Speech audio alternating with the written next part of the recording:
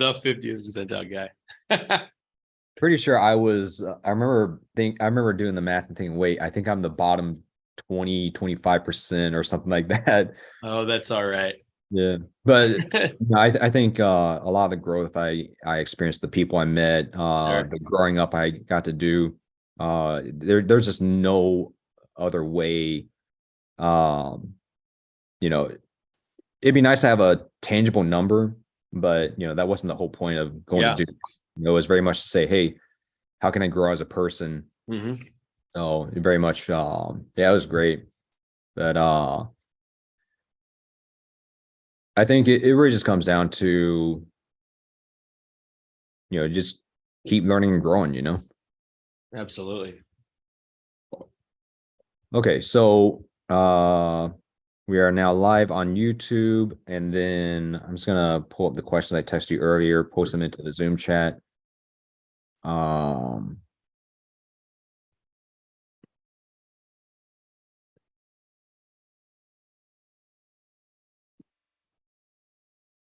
all right, so it's right there in the Zoom chat, just a quick reference, but yeah, I guess if you're ready, we can get started. Let's do it, man. All right. Hey everyone, this is Scotty Shaw again with HackDW3C, the Web3 hackathon for the Duke Web3 conference happening this weekend. Just a reminder, you do want to submit your projects online at our dev post, but if you want to come to campus this weekend, you're welcome to do that. You can showcase your projects in person, additional judges, prizes, networking opportunities, all the good stuff. But for this talk, why I mentioned that stuff is because we do want to help y'all really fulfill that idea into investment mindset, not just building a project, but to say turning this product or this project into a product, into a solution. And here's one of my good friends, Jacob Wood. He is a licensed attorney. So that means, yes, he got his JD, went to law school. And how's that connected to tech? Well, we're going to find out. Just a little bit of a quick preview. He does work with companies who develop solutions, which he'll explain a little bit. But for all of you who may be interested in taking your project going further, maybe getting some assistance in the legal field, building your projects, building it into a business, Jacob is one of those people who can really help you not just accelerate what you're doing, but really expand what you're doing as well and do it in a safe, legal way. Not saying anyone's doing things legally, but just make sure that you're well protected, but also, saving money, which for a new company is very important. So, Jacob, that was a bit of a long introduction, but Sure. Thanks for your patience. Thanks for being here with us. How's everything going for you? Yeah, absolutely. Going great, Scotty. Yeah, thanks for having me. It's been good to see how you've kind of expanded your role, and it's kind of fun to get to do this. So thanks for having me on. Yeah, it's my pleasure. So we already mentioned, you're a lawyer. The part I didn't mention specifically is you specialize in R&D tax credits, research and development tax credits. So before you jump into kind of what you can do for others, what you've been doing for others, and for these teams, some of their business considerations, let's start with, you're a lawyer. How did you first get involved with that? Yeah, absolutely. So, yeah, I wouldn't say I studied anything technology related in college. I did English and economics, and then went to law school. But it's kind of interesting when I was in college. It was right after the .com bust, and so everybody was like, "Oh, go to law or medicine." Nobody wanted to go to technology. But as and I think you as well, Scotty, had a lot of friends went out to Silicon Valley anyway. And so that kind of gave me a little bit of a bird's eye view in terms of like what was going on with technology. The second thing I think that kind of led me to working with the companies I work with is that, there's just this mass adoption of technology products, whether it's apps or, smartphones or whatnot in the last 15 years as I've entered the professional realm and started working with people. And I think also things that are more designer or end user friendly technologies. And then I think that the third thing that kind of led to me specifically is I always wanted to advise businesses. And I didn't know if it would be like entrenched businesses or startup businesses. But for the area of tax law that I'm in, so I do tax law, and a lot of that is with people kind of setting things up. So you've got big companies that have tax optimization projects, but a lot of the times the biggest need is in these small startups, 5 people developing a new app or a new product, and they're trying to grow, they're trying to leverage. And so for the types of tax credits we work on, there are a lot of incentives for those companies, and they've actually gotten a lot more lucrative in the last 5 or 6 years. So while technology has been moving in some way, and I've kind of been observing it from afar, the businesses that I would work with as far as tax credits also are in the biggest need for what I do. And so, it's been a real privilege to get to work with companies, but companies that are growing, trying to leverage what they're doing and expand. And then, everybody, if business is about problems, every business needs more money. So Yeah. frankly, utilizing the tax code it's not an optional thing. It's a must-have for new companies. Yeah, definitely. And I think for a lot of people thinking about, in the 70s, you had garage startups like Apple and all that. And then 80s, so garage bands, 90s, everyone's always looking for things to start in their own Sure. garage or backyard. And I think it's one of those things where it's easy to lose sight. A lot of what America does is startup in some way. Maybe you have that uncle who just does some woodworking on the side. Yeah, that's a startup. Maybe he's a sole proprietor. He just does it, under the table for friends. Sure. Maybe someone set up an LLC. Maybe someone became Facebook. But it still comes down to we have a very free and open system, which can be daunting. But like you said, with the tax code, it's kind of a guidebook for what you can and can't do. And it is difficult to interpret. Yeah. That's where people like you come in and say, hey, if you start a garage project, a hackathon project, you want to take this further, turn into a product. Conveniently, tax day just ended yesterday. So everyone, you have almost a full year to build up, get your stuff ready and think then through say, the planning. Yeah. And something you said was really interesting, which is, what people were doing in the 90s and the 2000s. And I think that's one of the reasons that technology startups there's so many of them and they're doing so many things, is because, 40 years ago, you needed a PhD and you needed to be like a genius, like a once in a lifetime, once in a generation talent to come up with the PC or, mass market. And you go back even further and you had to be having even more of a genius to understand how to build like a calculator or something. 20 years ago, a lot of the products were around, but the economics weren't really there. And so the dot-com bust happened because people couldn't really make money, but they had ideas. And people forget Enron actually had an idea in 2001 to do a streaming video service to your computer. And the reason they failed was that the technology, you could not get video into somebody's computer because there was not the infrastructure. Today, there's enough designer-friendly technology, and we have high-speed internet, and we have it cheap, that people who are not technology people can develop a tech product, or they can back it, or they can be involved in it. And you couldn't do that 20 or 30 or 40 years ago. Yeah. And with that, we'd like to announce the launch of the Jacob Woods Show here on YouTube, because it really is that easy. You would just have to set up a schedule, bring in a couple guest speakers, and suddenly you have a show the same way. Sure. Right? Late night. I think we'd run out of material pretty fast, but yeah. Well, I think we probably dig around the SIGApp group and probably find a few more people. Sure. Disclaimer: I was not in SIGApp. Jacob was, but I would hang out with SIGAPs a lot. But I think getting back on track, all this stuff you're talking about, how you just kind of naturally got involved with tech and all that. Considering all the things going on, right? You're helping all these companies save money on R&D. Or the tax credits from R&D money they can put into additional R&D or personnel or whatever. Kind of looking a little bit more at yourself, what has continued to inspire you in tech? And not just in tech, but also tech adjacent. What has inspired you? Yeah, and I think it gets back to the idea that non-tech people can do things now. Like the infrastructure and the abilities are there. You can hire a team in India. You can, hire an old college friend. You can get somebody to do some development or some website or some product design.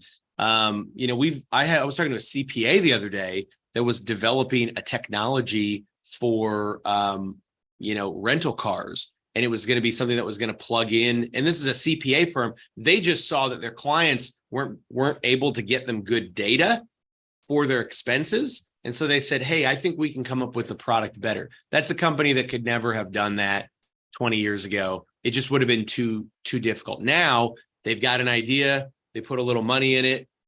This could be a big part of their business, is offering this technology product on the side.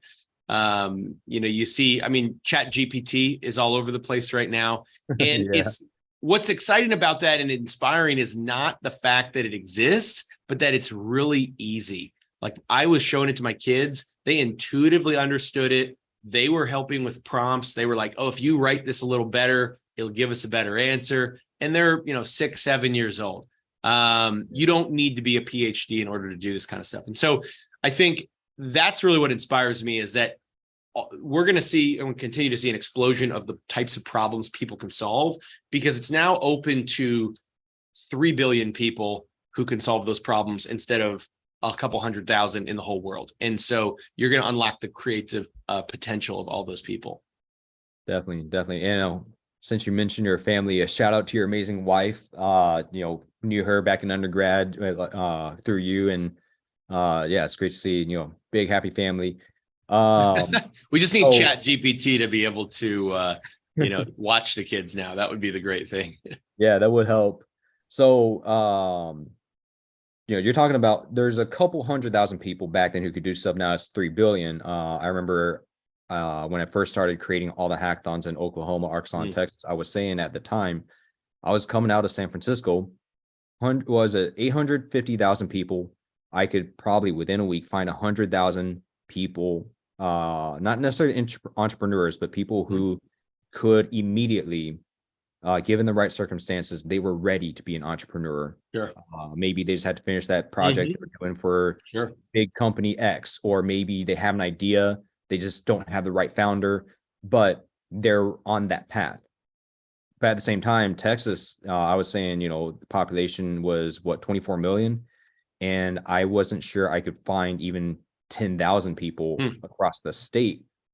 Not that people here aren't talented, but just, for you being in Houston, me bouncing between Houston and Dallas, sometimes I'm in Waco, Austin, College Station, San Antonio. We have seen there's a different mindset in California. The mindset is, oh, the tools are there, it's easy. Where here, everyone can have the same access, but it's the mindset of, in California, you just think, oh, if I look around, I'll find it. In Texas, it's a bit more of, what does it exist? So people have the talent, but you don't necessarily have 100,000 people who can say on the spot, oh yeah, I'll start. They're not quite as sure. Yeah, absolutely. But yeah, the proliferation you're talking about helps. So we do want to move into a little bit of what you can do to help these hackathon teams, because you're at Capstan Tax Strategies. Absolutely. And like I was saying to everyone, this is idea to investment. So if you have a project, you like it, you do well, you win a prize with us, great, keep building it, because clearly you've done something, right? Our sponsors are interested. So you want to take this further, build a product, build it into a business. But of course, here's where you get into legal and financial questions. The tax code does sound scary, but again, it is really just a set of rules that you can follow. What can you do and not do? It's really just a bunch of if-else statements. You just got to go through and figure out which if-elses do you want to take. Yeah, I would say the thing with tax strategy, which is kind of what the area that I operate in tax law, number one, if you have an idea and you think you can make money and maybe you win a prize and you want to scale it up, I would say start working with the CPA immediately. It's not super expensive to do so. They can help you with the incorporation and some of the basics, and you can figure out a way to do it that's cost efficient for your size. So you want a CPA that can work with like a small startup, growing company, and be reasonable. That would be kind of preliminary. Beyond that, then you start to get into kind of the tax strategy aspect. So you've got the basics of your machine kind of humming away. You're trying to grow and scale.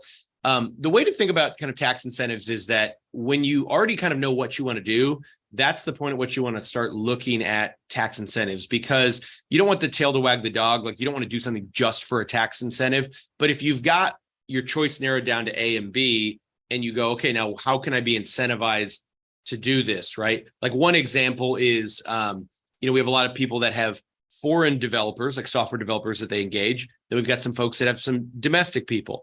There are special incentives that reduce the cost of having domestic software developers work on your projects. And so if you're like, hey, I'm trying to figure this out, not to say you're going to do one over the other, because there's great criteria for doing either one. But you should then say, well, what are the tax incentives, and do those affect my decision at all? Are we going to hire another person, or are we going to contract with somebody? Are we going to build something? Are we going to buy or rent or lease something, right? Now, what we specifically do is we work in a couple of areas as a specialist. So if you have a CPA, they're kind of your generalist, right? We are a specialist. So we come in for 3 or 4 aspects of what you do. Some of those things are in real estate. Like, if you buy any real estate, probably doesn't apply to a lot of the folks listening, but that is a big area of tax incentives. The other big one is kind of the R&D technology development. So what that does in a nutshell is, if you are developing something that is new or improved, so a new app or an improvement upon what you did last year, and you're trying to make it, query times faster, or integrate with different types of data, or, whatever the problems are that you're solving, and you have expenses, so payroll, contracted labor, cloud hosting, different expenses related to that development, you can get a credit on the federal and the state level. It doesn't take a lot to get a big credit. Your credits can be anywhere from 5 to 20%. So you think about that. If you had $100,000 of qualified spend, you might get $10,000 to $20,000 back, and that's a real subsidy to your activities. So the more you grow, the better those can be. But that's what we help with, is identifying those. Do you qualify? Calculating them, and then working turnkey with your CPA to get those filed and be part of your tax planning strategy. Yeah, definitely. So for anyone who's thinking, well, if we're doing tech, we're not quite at that point. Think of it this way. You have kind of the lower level stuff of, are we going to build, just getting started, are we going to build an AI project, or is it going to be a web project or a mobile project? Once you set down your basic directions, you decided, all right, based on the team's strengths and weaknesses, we'll build this. It's kind of like Jacob was saying, working with a CPA. Then from there, you say, okay, we built an MVP, we have something, but now how do we expand it? That's the strategy. And that's kind of where you go from your CPA to someone like Jacob to say, hey, we want this to be a long-term business. How do we get the money back as much as possible through the US government, saying, yeah, you can benefit from the tax code in these ways by doing R&D. Here's tax credits. That's money you can reinvest into your operations. And one important thing, Scotty, is that a lot of these credits, particularly in the R&D, you can use them before you have any profit. So you can get money back from the government before. It's different than like a grant. People might know about grants, or like a prize you might win at a hackathon or something like that. These are actual tax credits, but they do exist for that. The caveat is that you need to be able to apply for those very early on. And so, I don't mean to portray that you have to have like a CPA completely set up and everything's going before you do some of the tax strategy. It's just that those are steps you want to have before you actually implement the tax strategy. But like, for example, if somebody is just at the ideation phase and they're starting to do some development or something like that, they should be thinking about these as a part of their 1-2 year plan, because you don't want to miss something that you can't get anymore because you didn't check a box on your original tax return or something. Yeah, I appreciate the clarification. For anyone who's building your hackathon project, consider the fact that Jacob just mentioned 1 to 2 year plan. You're still within the first month.